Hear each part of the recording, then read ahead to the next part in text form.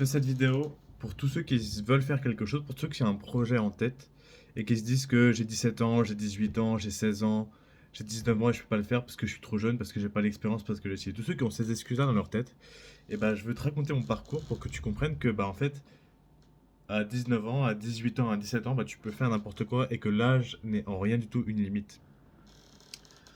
Je suis un mec, je viens de Paris, j'ai un passé tout ce qu'il y a de plus normal. Je sors d'une famille qui est de classe moyenne. Mes parents sont divorcés, comme la moitié des Français ont leurs parents divorcés.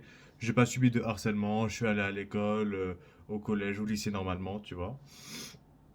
Et à 18 ans, j'ai pris la décision de partir au Japon seul, tu vois. Parce que je me suis dit que, vas-y, j'aime beaucoup ce pays, j'aime beaucoup cette culture-là, et que t'as pas besoin d'aimer ce pays, le Japon, voilà, quoi que ce soit. Moi, je te dis juste que je suis parti là parce que j'en avais très envie et que je me suis dit que même si tous mes proches me disaient, même si tous mes profs me disaient, pourquoi pas prendre un an d'échange quand t'es à l'université en France et de faire l'année d'échange au Japon. Et je me suis dit que certes, c'est une bonne option, mais c'est pas l'option qui me plaît le plus. Moi, si je veux aller quelque part, si je veux le faire, je pense que c'est maintenant qu'il faut que je le fasse à un jeune âge et qu'au lieu d'entrer à l'université en France, c'est peut que j'entre à l'université au Japon.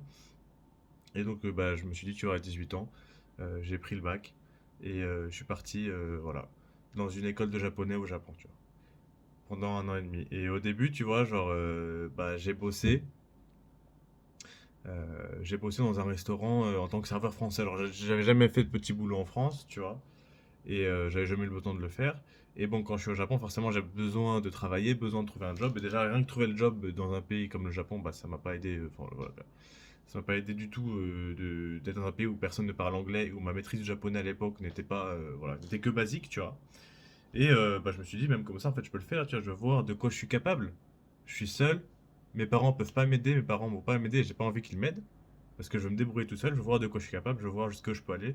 C'est un challenge pour moi, tu vois, je me dis que je suis à 18 ans et je peux prouver à moi-même, et je peux prouver aux autres, je peux prouver au monde que c'est pas une question d'âge. C'est pas une question de voilà, j'ai 16 ans, j'ai 17 ans, je peux pas le faire, j'ai 18 ans, je suis pas assez expérimenté, je suis pas dans c'est pas en aucun cas c'est une excuse. OK? Et donc j'ai réussi grâce à des amis qui m'ont recommandé une agence de boulot au Japon, des amis japonais que j'ai rencontrés dans la même share house, tu vois, qui m'ont dit ah bah va là-bas, c'est sympa, ils prennent son temps. Donc je suis allé là-bas, je suis allé me trouver un job en tant que serveur français dans un resto au Japon, tu vois, à Tokyo, en resto qui était plutôt chic, enfin bref, un truc d'anniversaire, tu vois.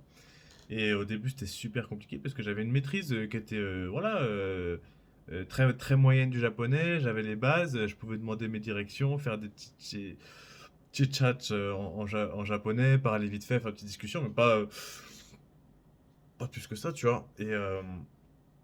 Mais je me suis dit, même si c'est pas grave, même si j'ai peur, même si ça me remplit d'anxiété et tout, je m'en fous, j'y vais, tu vois, je fonce. Et genre les premiers jours, ouais, ça a été dur déjà de bosser parce que c'est la première fois de ma vie que je bossais, tu vois, que je recevais les ordres de quelqu'un d'autre que mon père, tu vois, ou de mes profs, etc. Genre, il y a des gens que tu connais pas, qui quand t'étais gamin, quand t'allais au restaurant, ils te servaient à manger. Maintenant, tu écoutes leurs ordres, tu vois ce que je veux dire? Enfin bref, c'est tout un changement dans la vie de quelqu'un, je pense, ce genre de vision-là. Euh, et donc voilà, je me suis adapté à tout ça, à travailler, à voir qu'en fait, être traité comme une merde parce que t'as pas de compétences, parce que c'est ton premier job et parce que voilà, c'est pas traité comme une merde. Je dis que voilà, ça c'est un boulot très physique en fait.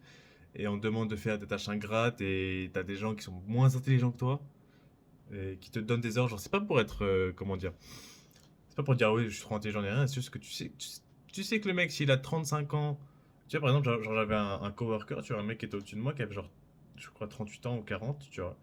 Et le mec, il sortait toujours en boîte, il avait un gamin, il était divorcé. Genre, le mec, tu vois, il est toujours serveur au resto. Enfin, je veux pas, no offense, mais voilà, le mec est un peu un loser, tu vois. Et genre, de recevoir ces ordres-là, alors que toi, tu dis, je suis jeune, je suis plein de potentiel, je suis plein d'avenir, etc. Tu vois, ça fait mal à l'ego, mais bon, pas grave, voilà. On grandit comme ça, et puis, voilà, c'est le truc, en fait.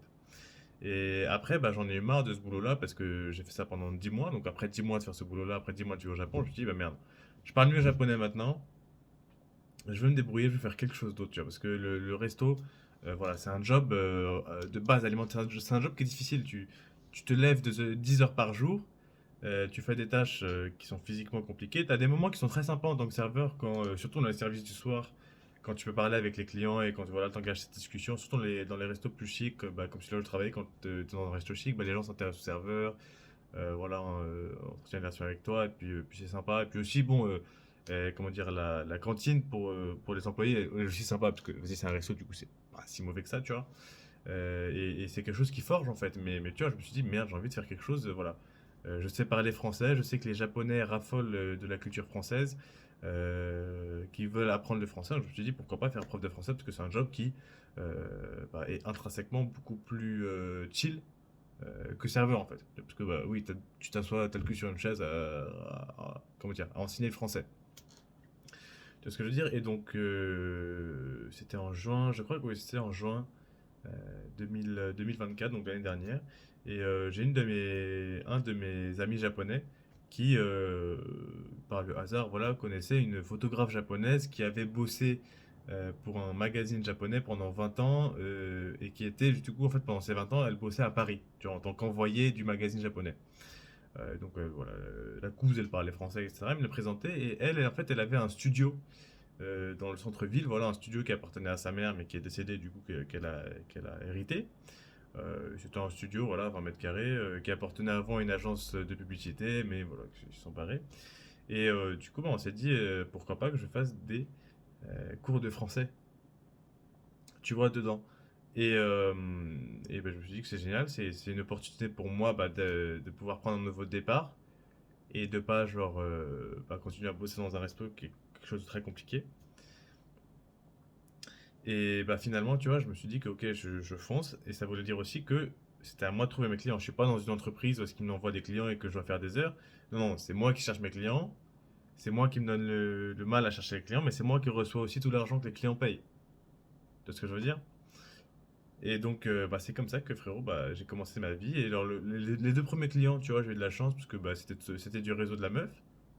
Après, j'ai commencé à apprendre bah, comment faire des pubs Instagram. Et bah, j'ai fait des pubs Instagram. Et j'ai chopé une cliente comme ça, sur Instagram, tu vois. Et là, j'ai mon petit quotidien, enfin mon petit. Voilà, tu vois. Et j'ai mes 4-5 clients qui tournaient. Et ça me faisait assez d'argent parce que quand tu. Certes, quand tu es tout seul, tu prends les risques. Tu prends les risques de ne pas avoir de clients. Mais tu prends aussi bah, les récompenses. Et la récompense, c'était que bah, les 30 euros qu'ils payent pour un cours de français, bah, ça revient dans ma poche. Il n'y a pas d'intermédiaire. Et puis bon, vu que c'est au Japon et qu'au Japon, le cash est quand même prédominant, voilà. En plus, c'est du blague, tu vois, donc j'ai pas l'URSSAF qui ramène ses mains dans mes revenus. Mais, euh, mais bref, et tu vois, genre le premier cours que j'ai eu, genre j'ai stressé sa mère. Je me suis dit, mais qu'est-ce que je fais, frère? À l'époque, j'avais 18 ans, tu vois. J'ai 18 ans. Frère, j'ai jamais enseigné quelque chose à quelqu'un. J'étais un gamin qui toute sa vie jouait aux jeux vidéo, enfin rien de blanc, tu vois. J'ai commencé le développement personnel un an avant de venir au Japon. J'allais à la salle de sport, parler à des gens envie de faire à droite à gauche. Mais puis rien de plus, tu vois. Mais qu'est-ce que je fais? Je suis pas qualifié pour être prof de français, etc. Tu vois, j'étais genre super stressé, tu vois. Et la nuit, avant de faire mon premier cours en fait, avec ma première cliente qui était une japonaise de 28 ans qui avait déjà connaissait rien que du français, mais qui s'était intéressé là-dessus et qui voulait commencer. Tu vois, genre, c'était ma condition première, frère. Le premier que j'avais trop stressé, je me dis, mais putain, mais j'ai aucune compétence, mais elle va capter tout de suite que je sais rien faire, en fait. Genre, j'ai 18 ans, je suis trop jeune, j'avais toutes ces excuses, tu vois, dans la tête qui étaient mélangées. Et bah, vient le jour J, je me pose, j'arrive 30 minutes avant, je suis super mais stressé. Tu vois, t'as des moments où t'es stressé sa mère, genre comme, imagine que t'es à l'oral du bac et que t'attends ton tour, tu vois, c'est ce genre de stress, tu vois. Et bah, elle s'assoit, et je vois la couche, je fais bonjour madame, moi j'ai pas de compétence, bon, bref. Tout le stress était là-dedans, elle s'assoit. Et je commence à brailler le cours de français. Je sors tout, genre ça vient automatiquement, ça se génère dans ma tête, je sors. Et avant que je le remarque, il s'est déjà passé 1 heure. Et j'ai déjà donné mon premier cours de français.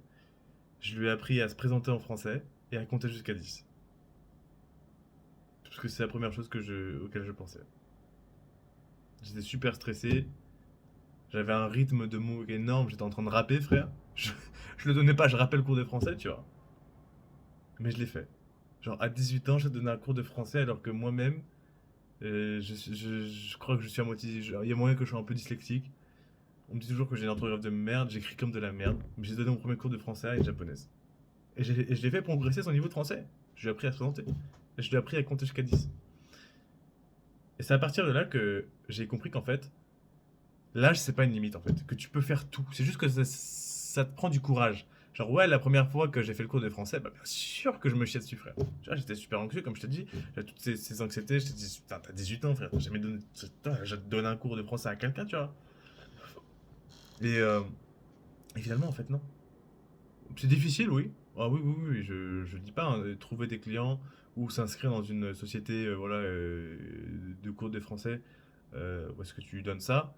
Oui, genre ça prend du courage, ça prend, vas-y, tu sais pas comment interagir avec l'autre, tu sais pas comment on dit bonjour dans sa langue, tu t'en fous, ok, voilà, c'est des trucs qui prennent du courage. Mais l'âge est en aucun cas, voilà, un argument, une excuse en fait. Et c'est là où j'ai compris que bah merde en fait. Tu vois, genre jusqu'aujourd'hui, c'est ce que je continue de faire. Je continue de donner des cours de français. Et maintenant, j'ai envie de, voilà, j'ai envie de me mettre d'autres projets. Là, j'ai envie de construire cette chaîne YouTube. J'ai envie de partager ma vision avec des millions, millions de gens sur Internet. D'aider des gens qui veulent faire le même parcours que moi, d'aller au Japon, tu vois. Et de gagner ma vie grâce à ça. Et bien sûr, j'ai envie d'aller à l'université japonaise qui édite, bah, c'est toujours pas passé, mais voilà, je fais mon max, en fait, je me donne à fond, tu vois, j'envoie plus en plus de papiers pour l'université. Et voilà, j'ai envie de te dire que frérot, si t'hésites à faire quelque chose, si aujourd'hui t'as envie de faire quelque chose, mais tu te dis ouais, je suis trop jeune, ouais, je suis trop ci, trop ça, pas assez ci, pas assez ça, frère, c'est des conneries, frère, juste fais-le. Fais-le et tu sauras. Je veux dire, le fait de pouvoir faire des cours de français ou pas, est-ce que je l'aurais su si je l'aurais pas fait, tu vois? Si je l'aurais pas fait, je me serais juste dit, bah ouais, j'ai 19 ans, j'ai jamais donné un cours de français, je pourrais jamais donner un cours de français. Et il y a des gens qui meurent, qui passent toute leur vie à penser ça. Je veux dire, c'est pas forcément le truc de donner des cours de français, mais tu vois, genre, en fait, une fois que tu l'as fait, tu te rends compte que c'est tellement une bêtise. Genre, en fait, si t'es un mec qui te stresse et qui genre fait des recherches avant les cours pour les préparer, je te jure qu'en fait, t'es même dans le top, genre, je pense 50, 40, 30% des profs de français, tu vois. Pour te dire à quel point, genre, c'est une banalité ce truc. Mais alors que, tant que tu l'as pas fait, en fait, tu t'en rends pas compte. Tu vois. Et toi, t'as des projets en tête, tu dis, je veux être youtubeur, ouais, je veux être. Voilà, je veux percer dans le football, je veux percer dans le rap, je veux percer sur YouTube, etc. Puis tu dis, ouais, je peux pas ci, je peux pas ça, je suis pas. Les gens vont se foutre de ma gueule, je suis pas assez sportif, je suis pas assez. Frérot, t'en sais rien, t'as rien essayé, tu n'en sais rien. Tu n'en sais rien, frère. Et l'âge, non, l'âge, ce n'est pas une. Frère, si je l'ai fait à 18 ans, tu, tu peux le faire, frère. Tu peux le faire à 18 ans. Je te dis, frère, j'étais en France, frère, j'étais un gamin qui faisait que jouer aux jeux vidéo. J'avais du mal à parler aux gens dehors. J'étais genre, j'avais de l'anxiété sociale, tu vois ce que je veux dire. Genre, quand tu parles aux gens, ton corps entier tremble, en fait, tu sais pas quoi dire. Des fois, t'as le souffle qui coupe, tu vois. Et pourtant, je suis parti à l'autre bout du monde et je me suis débrouillé tout seul. Et maintenant, je parle le japonais. Maintenant, j'ai une myriade de potes japonais. J'ai une myriade de potes français ici aussi. J'ai ci, j'ai ça, frère. Eh, frère, la vie, franchement, on se met trop de pression. On se complique trop la vie. Genre, c'est possible. Si je l'ai fait à 18 ans, frère, t'as aucune excuse. T'as zéro excuse. À part si t'es infirme, ou que vas-y, t'es trisomique, ou que genre t'es juste autiste, frère. Dans ce cas, ok, vas-y, je comprends, t'as la santé qui est pas avec toi, etc. Mais frère, si t'es en bonne santé, frère, qu'est-ce que t'attends? C'est ce que je veux dire. Qu'est-ce que t'attends? Genre, si moi je l'ai fait, qu'est-ce qui t'en prend toi? Et regarde, je suis pas un mec si extraordinaire que ça. Genre, j'ai mes défauts. Ouais, bah écoute, samedi et dimanche dernier, je suis allé en boîte de nuit, tu vois. Ouais, je procrastine, ouais. Lundi, je suis resté sur mon téléphone comme un fils de pute. Mais après, je me suis repris.